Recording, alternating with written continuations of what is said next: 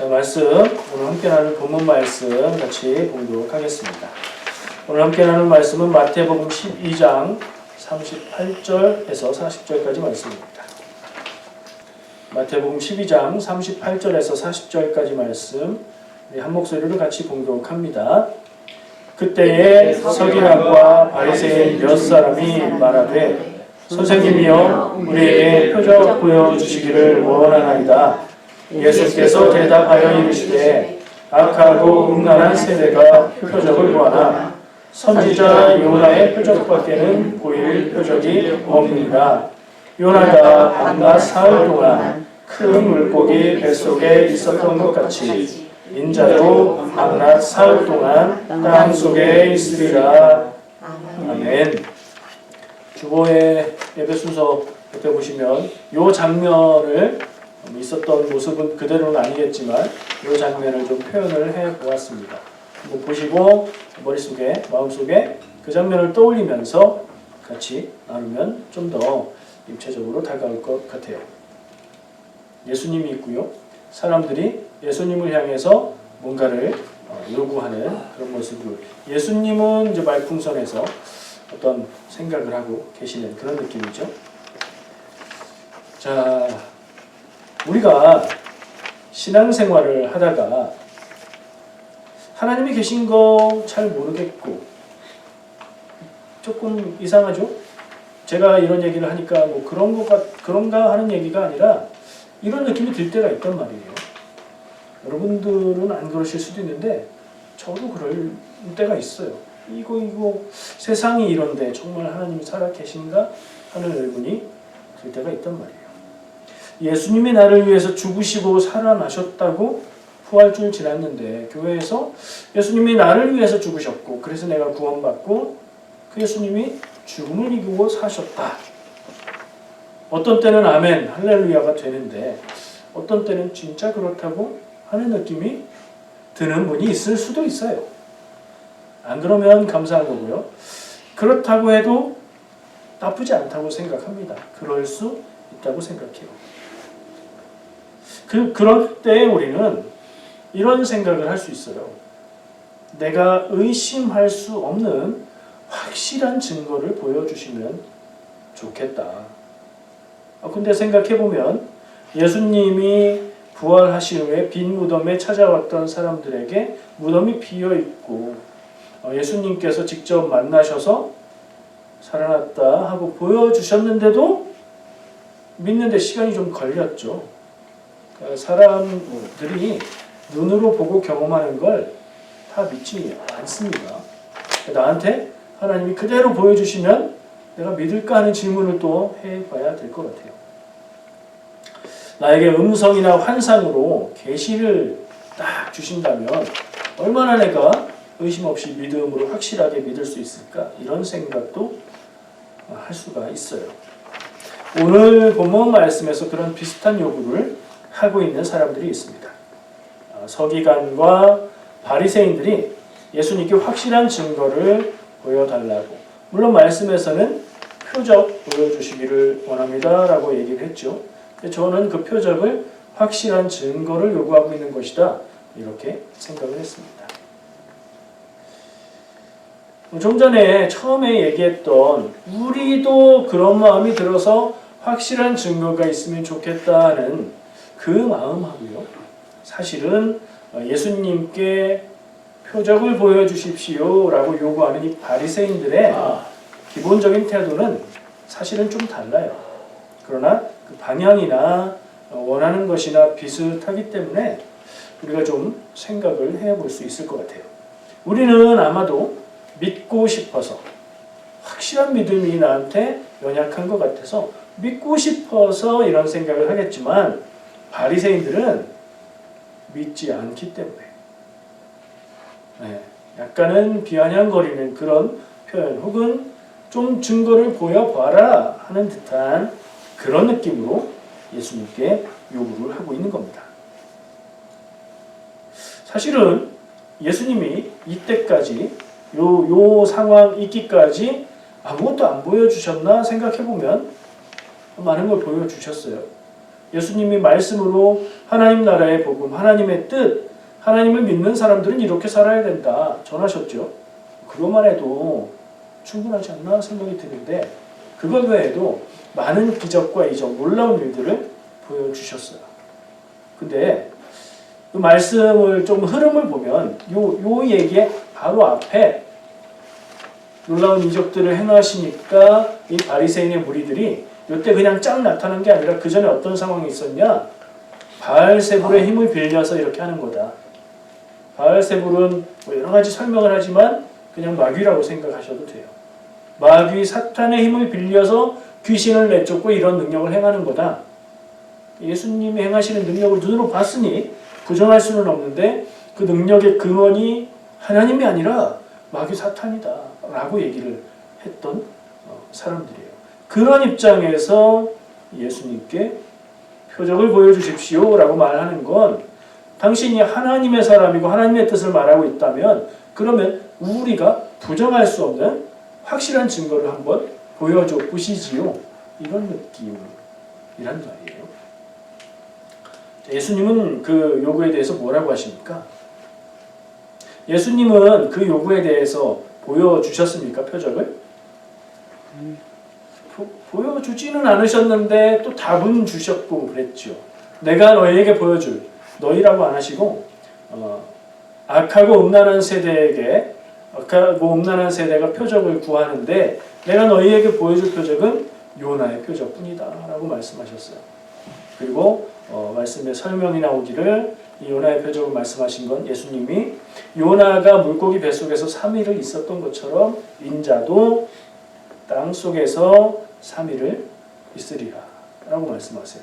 그 설명을 들어보면 이 요나의 표적이라고 얘기한 건 십자가에 죽으시고 죽음 가운데 계셨다가 다시 부활하실 것을 얘기하시는 거죠. 쉽게 이해할 수 있어요.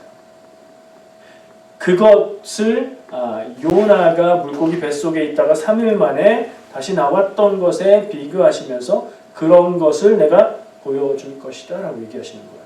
그러면 지금 이 요구하는 이 자리에서 예수님이 보여주시는 것은 아닌 거죠. 앞으로 이런 일이 있을 거다. 그 일이 있으면 내가 말한 이걸 기억하고 그때 알아라 라고 말씀하신 거예요. 근데 예수님이 십자가에 죽으시고 장사되고 부활하시는 것을 얘기도 듣고 경험도 하고 했을 거예요. 이 자리에 있던 사람들이. 근데 그 사람들이 예수님을 믿었을까? 생각해보면 성경에 없으니까 알 수 없지만 뭐 믿는 사람이 있었을 수도 있겠지만 대다수의 바리새인들은 그래도 안 믿었어요. 그 증거를 보여줘도 안 믿을 사람은 안 믿는다. 그러니까 그 생각을 좀 할 필요가 있어요. 지금 내가 확실한 증거가 없어서 못 믿겠고 의심이 들고 믿음이 흔들리는 것 같으면 그것은 확실한 증거가 없기 때문인가? 내 믿음이 연약하고 흔들리기 때문인가? 좀 살펴볼 필요가 있다는 거죠. 몇 가지 사실들을 좀 나누면서 얘기를 해보겠습니다. 이 바리새인들이 예수님께 요구한 게 뭐라고요? 뭘 보여달라고 했다고요? 표적이죠, 표적. 성경에 예수님이 특별한 일들을 하실 때에 책마다 용어가 달라요. 어떤 책들은 그리고 어떤 부분에서는 표적이라고도 하고요. 어디서는 기적이라는 표현들을 쓰고요. 이적이라고 하기도 하고 그래요. 용어들이 다른데 내용상은 같아요. 표적이라는 말은 헬라어 원어로 세메이온이라는 말인데 그건 역시 우리가 표지판을 사인이라고 하죠. 영어로. 같은 단어예요. 그러니까 어떤 놀라운 일을 보여줬는데 그것을 봄으로써 확실하게 증거가 되는 그런 사인, 그런 표적, 그걸 얘기하는 거예요. 내용상 기적인데 그 기적을 보면 이분은 하나님의 아들 그리스도 구원자이시구나를 알 수 있는 것을 표적이라고 표현하는 거예요. 다른 용어들을 비교해보면 기적이라는 말을 쓰기도 하고 여러 가지 단어를 쓰는데 내용상은 같습니다. 하나님의 놀라운 일들. 말씀을 한 군데 볼게요. 마태복음 16장 1절부터 4절까지 화면에 보여드릴 거예요. 있죠? 네. 마태복음 16장 1절부터 4절 말씀 읽어드리겠습니다. 바리새인과 사두개인들이 와서 예수를 시험하여 하늘로부터 오는 표적을 보이기를 청하니 상황이 비슷하죠. 마태복음에 예수님께 표적을 보여주십시오라는 요구가 마태복음 안에 2번이 나오는 거예요. 지금 16장은 그 2번째 것을 보는 겁니다. 예수께서 대답하여 이르시되 너희가 저녁에 하늘이 붉으면 날이 좋겠다 하고 아침에 하늘이 붉고 흐리면 오늘은 날이 굳겠다 하니 너희가 날씨는 분별할 줄 알면서 시대의 표적은 분별할 수 없느냐? 악하고 음란한 세대가 표적을 구하나 요나의 표적밖에는 보여줄 표적이 없느니라 하시고 그들을 떠나가십니다. 아멘. 표적을 요구한 거가 2번이고 거기에 대한 답으로 예수님이 2번 다 요나의 표적밖에 보여줄 게 없다고 떠나셨어요. 지금 당장 보여줘 봐야 소용이 없으니 내가 이미 많은 걸 보여줬는데 안 믿잖아. 여기에 보여줘 봐야 믿겠어? 내가 한 것들을 보고 마귀 사탄의 힘을 빌려서 하는 거라고 말하는 너희들이잖아. 이렇게 얘기하시고 요나의 표적을 앞으로 일어날 거니까 그걸 보고 깨달아라 라고 말씀하시는데 그걸 보고도 이들은 그렇게 믿지 않은 것 같다는 생각을 할 수 있고요. 이 말씀을 또 읽은 이유가 이 12장에서 말할 때는 그냥 표적을 보여주십시오라고 요구하는데 16장에서는 그게 조금 더 구체적으로 표현돼서 어떤 표적이래요?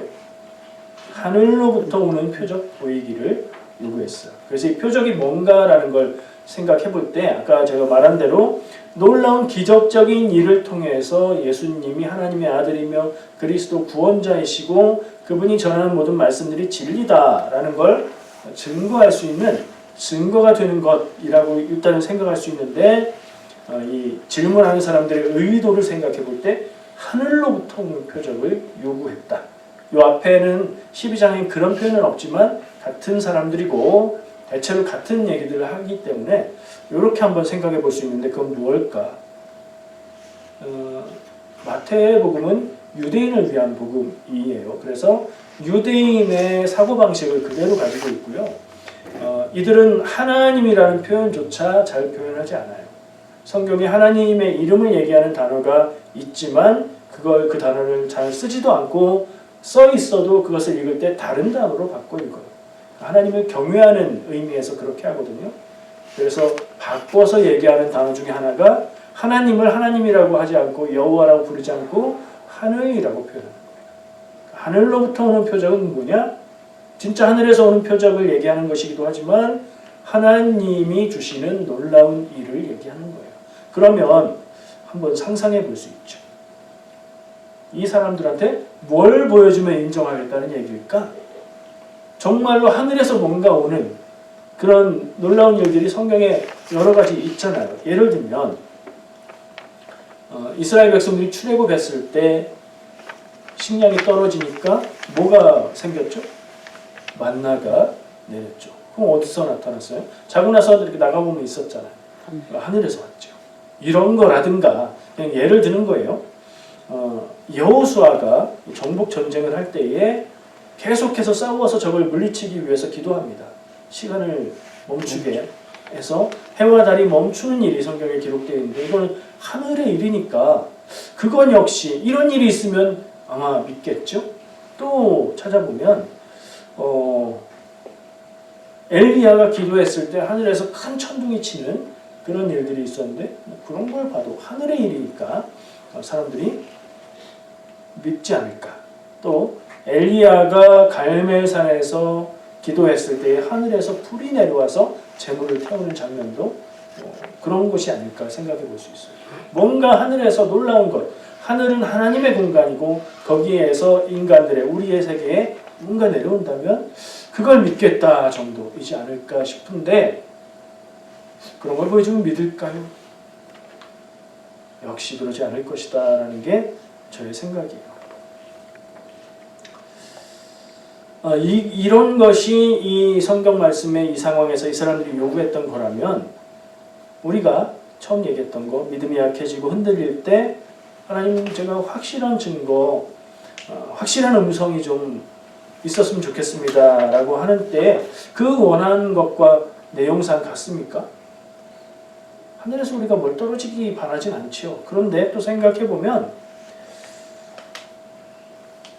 본질적으로는 내가 거부할 수 없는 이것은 하나님 외에는 다른 것이 아니다라고 부인할 수 없는 그런 증거를 원하고 요구하고 내 마음 가운데에 그런 계시나 환상이나 음성이 있었으면 좋겠다 하는 것 역시 비슷한 면이 있다는 생각이 들어요.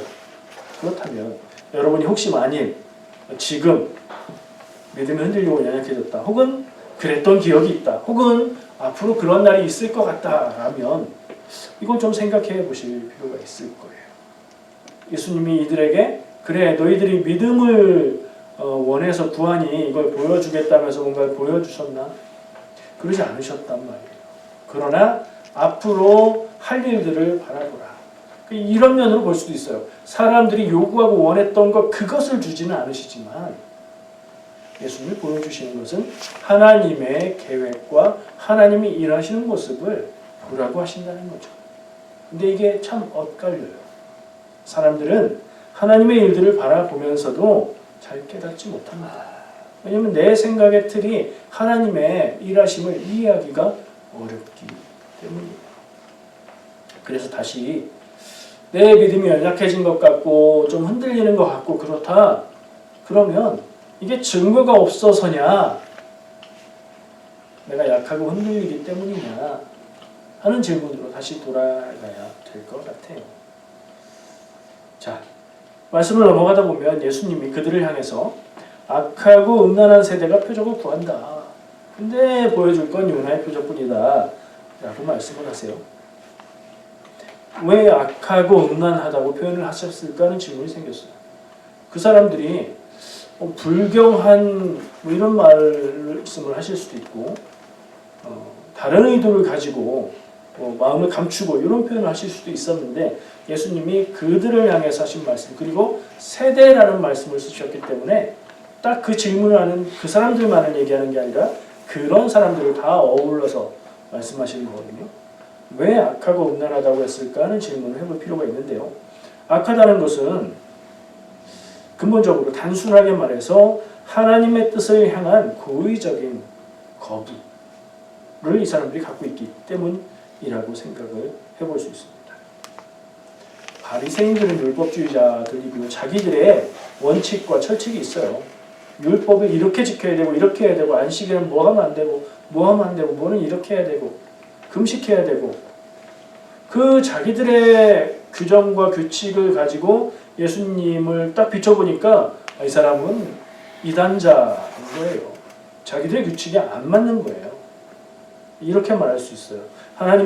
예수님께서 전하신 게 하나님의 뜻인데 그것을 지금 거부하고 있는데 이유가 뭘까 볼 때 자기들의 신념과 기준에 맞는 증거를 요구하고 있다는 거죠. 인간적인 전통, 생각, 인간적인 수준에서 만들어 놓은 틀을 가지고 그것이 하나님의 뜻인 양 지금 절대적인 기준인 것처럼 그것으로 예수님을 비춰보면서 당신은 아니고 틀렸고 라고 말하고 있는 거예요. 그런 자세를 예수님은 악하다고 하신 것 같다 하는 생각을 해보았습니다. 여러분 어떠십니까? 혹은 어떤 사람을 생각할 수도 있겠죠. 우리가 나 자신에게 직접 어떤 기준을 적용해 보는 것보다 눈에 잘 보이는 다른 사람의 모습을 한번 비판적으로 보고 똑같은 기준을 나에게 적용해 보면 비교적 객관적으로 나를 볼 수 있어요. 그냥 나를 보면 그거는 그럴 수 있고 이해할 수 있고 이렇게 쉽게 되거든요. 한번 그런 생각을 가지고 비춰보시기 바라요. 악하다는 것은 하나님을 향한 고의적인 거부, 예수님을 통해서 주시는 은혜와 복음을 거부하는 모습이라고 저는 생각했고요. 음란하다는 건 뭘까요? 우리가 사용하고 있는 음란하다는 얘기하고 이 사람들이 관계가 있을까요? 예수님은 다 보시기 때문에 이 사람들이 굉장히 음란하게 사는데 그걸 알고 얘기하시는 걸까? 그럴 수도 있지만 또 한편으로 생각할 수 있는 것은 이스라엘이 하나님과의 관계에 있어서 신앙에 있어서 음란하다는 표현을 어떻게 썼는가를 생각해 볼 수 있어요. 떠오르세요? 구약 성경에도 많이 나오는 표현이에요. 이스라엘을 향해서 음란하다고 비판을 하는 경우에 뭘 얘기하는 걸까요? 우상 숭배를 이야기하는 경우가 많아요. 그러면 음란함을 우상숭배라고 이렇게 외워서 생각할 수도 있는데 왜 우상숭배가 음란이죠? 이스라엘의 전통적인 사고방식은 하나님이 신랑 되시고 이스라엘 나라, 민족, 백성들은 신부가 된다. 이런 개념이 있어요. 결혼한 거예요. 하나님과 결혼한 백성들이 하나님 외에 다른 신앙, 다른 신에게 제사하고 섬긴다면 그 뭐예요? 그런 면에서 음란한 세대라고 말씀하신 것일 수 있다는 생각을 해요. 아마 대략 맞을 거라고 봅니다. 아까도 얘기했듯이 이 마태복음은 유대인의 사고방식의 틀 안에서 얘기를 하고 있기 때문에요. 그러니까 이 서기관과 바리새인들이 아주 성적으로 문란하다 이렇게 생각하실 필요가 없이 이 사람들에게 뭔가 우상적인 것이 있다 하고 바라볼 수 있어요. 그게 뭘까요? 이렇게 율법을 중요하게 생각하는 사람들이 하나님 외에 다른 신을 향해서 제사하고 그러진 않을 것 같은데요. 그렇죠? 그러나 꼭 신, 제사라기보다 하나님의 자리를 대신하고 있는 다른 무엇이 있다면 그것이 우상이 될 수 있죠. 우리가 흔히 얘기하잖아요. 하나님보다 더 우선하고 하나님보다 더 사랑하는 것이 있으면 그게 우상이다. 돈을 사랑하고 자녀를 사랑하고 자기 자신을 사랑하는 것이 하나님보다 우선이라면 그게 우상이 될 수 있다. 그런 부분들에서 이 사람들은 자기들이 생각하는 율법주의, 율법을 지키는 그 열정 이걸 하나님보다 먼저 해놓고 그 열정은 좋은 것이었을 텐데 방향이 지금 엉뚱하게 가고 있는 거죠. 그걸 깨닫지 못하고 있는 거죠. 그리고 예수님을 향해서 표적을 보여달라니까요. 이거는 모습이지 않은가요? 나는 이들의 악하고 음란한 모습과 여러분 스스로 한번 생각해보세요. 닮아 있나 혹은 다른가? 달랐으면 좋겠고요. 앞으로 달라졌으면 좋겠습니다. 요나의 표적은 뭘까요? 예수님이 설명해 주셨어요. 요나의 표적은 인자가 땅 속에서 3일간 있다가 살아나는 것이라고 얘기해 주셨어요. 우리는 그 예수님의 말씀 표현, 말씀을 한번 그대로 볼까요? 조금 이제 상징적으로 얘기하셔서 인자도 밤낮 사흘 동안 땅 속에 있으리라 라고만 얘기하면 예수님이 십자가에 죽으시고 장사돼서 무덤 안에 계시고 다시 부활하시고 요거를 전혀 모르는 상태에서 이 말을 듣는다 하면 이게 뭔 소리를 하는 거지? 할 거예요. 근데 우리는 그런 것들을 아니까 예수님이 앞으로 죽게 될 거고 죽음 가운데 있다가 부활하실 것을 얘기하는구나. 그것을 요나의 표적이라고 표현하셨구나. 이렇게 이해할 수 있죠. 여기에서는 저는 땅속이라는 단어를 좀 중요하게 봤어요. 예수님이 십자가에서 죽으시고 땅속에 계셨나요? 우리 식으로 생각하면 땅속이겠지 라고 생각될 텐데 우리나라의 장례문화를 생각하면 근데 성경 말씀에 빈 무덤 그리고 가서 무덤 안에 들어가 봤더니 무덤이 비어 있었다. 이건 어떤 무덤을 얘기하는 거죠? 네, 굴같이 되어 있는 자연 속에서 생겨난 굴이던가 돌을 파내서 만든 굴이던가 그러니까 땅 속의 공간이 아니에요. 이스라엘의 장례 풍습은. 게다가 예수님이 장사되었을 때도 보면 땅 속이 아니에요. 근데 왜 예수님은 땅 속이라고 하셨을까를 눈에 띄었어요. 전에는 그냥 넘어가던 부분인데 말씀을 준비하면서 찾아보니까 그게 눈에 띄더라고요. 그래서 원어에는 이 헬라어로 뭐라고 기록됐을까를 찾아보니까 땅의 심장이라고 되어 있는 단어를 땅속이라고 번역한 거예요. 물론 이제 심장이 될 수도 있고 중심부라는 뜻이 될 수도 있는 거예요. 그래서 땅속이라고 번역해도 그 맞는 번역이에요. 근데 우리말로 그냥 땅속이라고만 해놓으니까 아니 예수님을 땅속에 매장하지 않았는데 왜 땅속이라고 하셨을까? 근데 원어를 찾아보니까 땅의 심장이라고 되어 있다. 그래서 요나의 표적, 그러니까 요나서에 기록되어 있는 요나의 표적 부분을 좀 찾아봤는데 2장 2절에 보면 물고기 뱃속이라는 걸 얘기하면서 2장 2절에는 스올의 뱃속이라고 표현한 구절이 나와요. 연결이 되세요? 땅속, 스올의 뱃속. 스올이 뭐죠? 스올?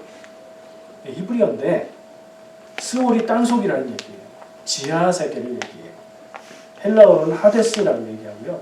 그래서 스올 그러면 우리는 이미지로 지옥 아니야 지옥? 이렇게 떠올리지만 꼭 지옥을 얘기하는 단어가 아니라 이 유대인들이 생각하던 죽음의 세계, 그러니까 지하 세계가 죽음의 세계다 이런 관념이 있었던 거예요.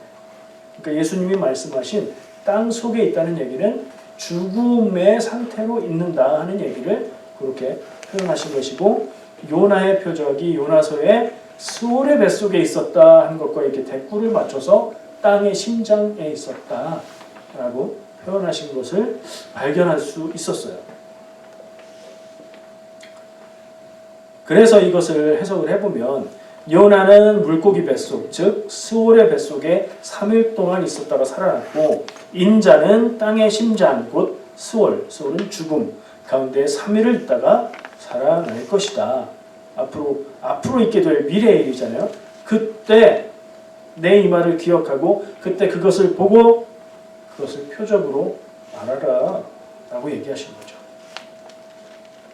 그렇게 깨달은 사람도 없지는 않을 거라고 생각을 해봅니다. 예수님은 말씀하신 것처럼 십자가에 죽으시고 무덤에 장사되시고 죽은 지 사흘 만에 다시 살아나심으로 요나의 표적을 보여주셨어요. 약속한 대로 하신 거죠. 근데 대체로는 바리새인들은 그럼에도 불구하고 예수를 믿지 않았죠. 왜요? 애초부터 믿을 마음이 없었어요. 이 사람. 길이 달라요. 적이에요. 적을 믿을 수가 있습니까? 진리를 구한 것이 아니기 때문에 그래요. 성경에 보면 바리새인 중에서도 예수님과 이야기하면서 긍정적인 대화를 하는 경우들도 간혹 있고, 예수님을 믿고 따르는 바리새인 출신 사람들도 없지 않아요. 그런 사람들은 바리새파의 교리, 신념을 따른 게 아니라 진리를 구했던 거죠. 그리고 그 깨달음이 다가왔을 때에 이전에 가지고 있던 틀을 버리고 진리를 따라갈 수 있었던 거예요. 우리가 교회를 다닐 때에 사람들은 그런 표현도 해요. 교회를 믿니? 교회를 다닌다는 표현은 교회를 믿냐라고 표현을 하기도 해요. 근데 교회는 믿음의 대상이 아니지요. 그럼 성경을 믿습니까? 이건 좀 더 가까운 것 같은데 제가 전에도 얘기했었죠. 성경이 곧 진리는 아니고 성경을 믿는 건 아니에요. 성경을 통해서 주시는 하나님의 뜻과 하나님의 말씀과 하나님의 진리를 성경이 담고 있는데 그것을 우리가 믿고 그것을 따르는 거죠. 그런 것들을 생각하면서 진리와 본질을 구하고 따르는 사람이 되어야 되겠다. 교회를 위한 신앙 아니고 교단을 위한 신앙 아니고 내 신념을 위한 신앙도 아니고 우리의 신앙은 하나님의 진리를 내가 평생토록 살아가면서 하나님의 마음과 뜻을 깨달아 알고 그것에 순종하면서 살아가기 위한 것이다. 이걸 좀 우리가 같이 마음에 담았으면 좋겠다는 생각을 했습니다. 그런 비슷한 예가 성경에 있어요. 세례 요한이 사역을 하죠. 우리는 흔히 세례 요한은 예수님과 같은 편 이렇게 생각하기 쉬운데, 예수님이 공생의 사역을 시작하시기 전에 세례 요한이 먼저 이 유다 지역에서 이 이스라엘 지역에서 유명한 선지자로 활동을 했어요. 세례 요한은 회개하라. 그 말의 핵심은 지금 이렇게 살면 안 된다. 이것은 하나님의 뜻에 맞지 않는다. 회개하라 그러면서 세례를 주는 사역을 했죠. 그래서 세례 요한을 따르는 제자들도 많이 있었습니다. 그 제자들 중에 예수님의 제자가 된 사람들이 말씀에 나옵니다. 요한복음에 보면 안드레는 이름이 나와 있고요. 그리고 이 안드레는 베드로의 형제예요. 그리고 이 안드레가 예수님을 따르면서 베드로를 데리고 가서 예수님의 제자가 된 거고요. 이름이 나오지 않는 또 다른 제자라고 되어 있는 사람이 있어요. 요한복음이라고 했죠. 요한복음에서는 대체로 자기 요한 얘기를 할 때 이름을 말 안 해요. 어떤 청년이 뭐 이런 식으로 써요. 그래서 그 사람은 아마 요한이지 않을까. 그렇게 그게 맞다고 생각하면 예수님의 12제자 중에 안드레와 요한 두 사람이 세례 요한의 제자 출신으로 지금 스승님을 바꾼 거죠. 아까 성경에 예가 있다고 표현했는데 자기가 믿고 따르는 그 그룹의 신념 안에 있다가 진리를 발견하고 그곳을 향해서 가는 사람들이 있다는 거예요. 마태복음 11장 5절 말씀인데요. 말씀 보여주세요. 마태복음 11장 5절. 세례 요한의 제자들이 예수님께 와서 물어요. 오실 그이가 당신입니까? 아니면 다른 이를 기다려야 됩니까? 그렇게 물었을 때 예수님이 답하신 거예요. 맹인이 보며 못 걷는 사람이 걸으며 나병 환자가 깨끗함을 받으며 못 듣는 자가 들으며 죽은 자가 살아나며 가난한 자에게 복음이 전파된다 하라. 가서 요한에게 너희들이 본 그대로 말해. 근데 이건 맹인이 보는 거, 못 걷는 사람이 걷는 거, 나병 환자가 깨끗해지고 못 듣는 자가 듣고 죽은 자가 살아나는 역사들이야. 이건 구약 성경에 예언되어 있는 메시아의 사역 내용이거든요. 이걸 가서 전에 그랬고 그 제자들 중에 일부는 예수님을 따르는 제자가 되었죠. 진리를 따르는 사람들은 따라가는 거예요. 그리고 거기에서 볼 수 있는 예수님이 이 바리새인들이 요구하기 전에 이미 하늘의 일들, 하늘의 표적들을 보이셨다고 말하는 내용을 생각해 볼 수 있게 됐어요. 예수님이 세례 요한의 제자들에게 말씀하신 것처럼 구약에 예언되어 있는 그 내용들을 지금 내가 하고 있다. 그렇게 요한에게 전해라 라고 말씀하셨어요. 그리고 세례 요한의 제자들은 그 말씀을 믿고 따르고 예수님의 제자가 되기도 했죠. 바리새인들은 이런 것에 대한 이해도 없고 이해하려고 하지도 않고 반대의 입장에 서 있었다는 것을 확실하게 보게 됩니다. 처음에 그 얘기로 시작했죠. 내가 인정할 수 있는 확실한 증거를 좀 우리가 보고 느끼고 경험하고 가졌으면 좋겠다. 그런 마음 다들 있으실 거라는 생각을 좀 해봅니다.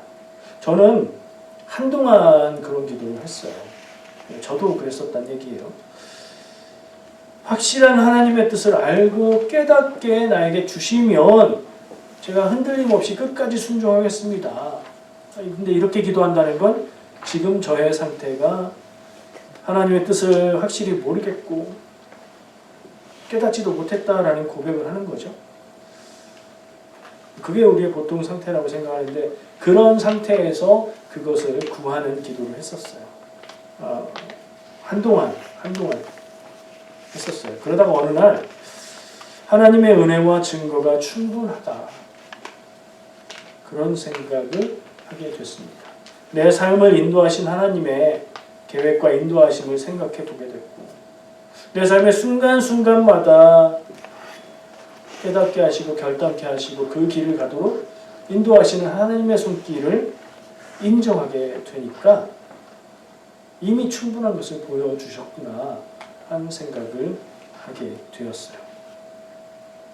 확실한 하나님의 뜻을 알기 원하는 것은 사실은 믿음이 없는 게 아니고 믿음이 자라나가는 과정에 있다고 말할 수 있을 것 같아요.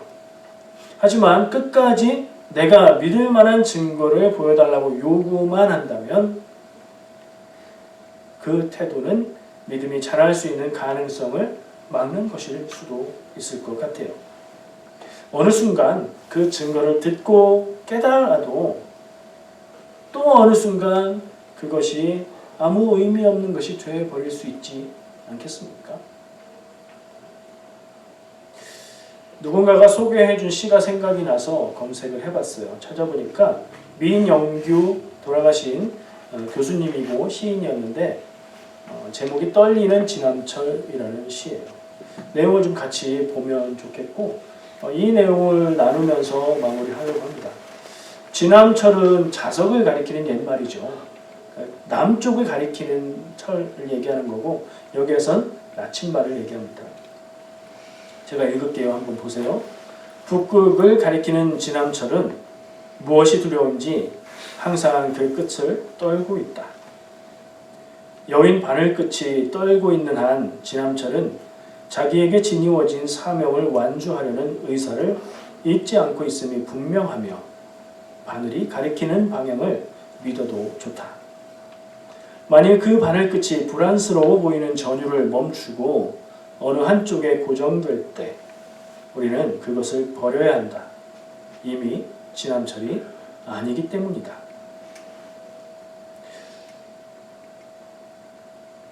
떨리는 게 맞다는 얘기를 하고 있는 거예요. 저는 이 시를 읽으면서 왜 이 시를 떠올렸냐면 우리의 믿음이 흔들리지 않고 변함없이 굳은 그대로의 모습으로 가는 게 좋은 건가? 완전한 믿음이라면 그럴 수 있겠지요. 근데 그런 믿음이 없어요, 우리에게. 사람이라는 존재가 완전하지 않기 때문이죠. 그러니까 우리의 존재가 완전하지 않은데 완전한 믿음을 가질 수가 없죠.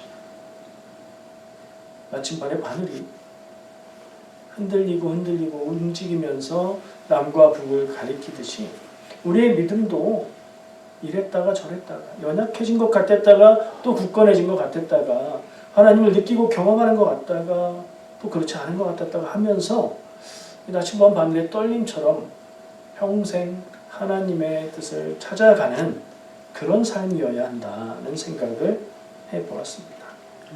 우리의 믿음이 흔들림 없이 언제나 무슨 일을 만나도 확고하고 확실하면 좋겠지만 그런 믿음이 있다면 그런 믿음을 추구한다면 오히려 좀 위험하다는 생각을 해봅니다. 그런 모습이 있을 수 없기 때문이죠. 내가 믿음이 흔들리는 것 같고 연약해지는 것 같아도 그것이 하나님을 찾아가는 길이라면 하나님을 찾아가고 있는 떨림이라면 괜찮다. 오히려 좋다는 생각을 합니다. 오히려 그 존재가 연약한 인간이 흔들림이 없다면 진리가 아니라 신념을 따라 사는 건 아닐까 생각되기 때문입니다. 여러분, 신념이 아니라 진리를 계속 찾으면서 살아가시기를 축복합니다. 기도하겠습니다.